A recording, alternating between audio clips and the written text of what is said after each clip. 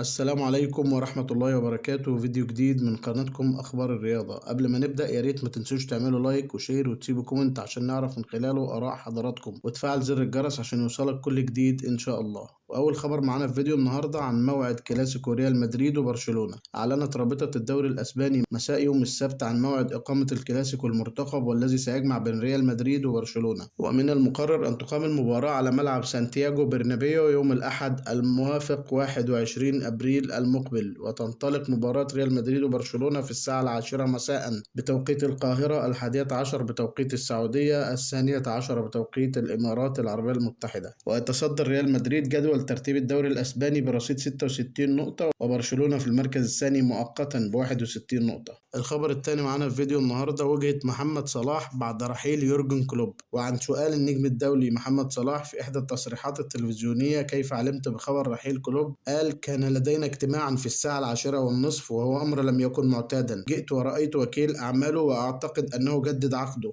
ولكن أخبرني فان دايك أنه سيغادر. وأعلن يورجن كلوب رحيله عن نادي ليفربول بنهاية الموسم الجاري بعدما قضى 9 سنوات، وينتهي عقد محمد صلاح بنهاية موسم 2025 ويرتبط بالانتقال إلى الدوري السعودي في الموسم المقبل. الخبر اللي بعد كده قائمة منتخب مصر العجيبة. عن قائمة منتخب مصر الكوميدية: بيستعد منتخب مصر لمواجهة نيوزيلندا في الإمارات خلال فترة التوقف الدولي لشهر مارس الجاري، على أن يلعب ودية أخرى أمام تونس أو كرواتيا. واختار كابتن حسام حسن 25 لاعبا للانضمام إلى منتخب مصر في المعسكر، بينما تم استبعاد محمد صلاح ومحمد النني من قائمة المنتخب الأولية.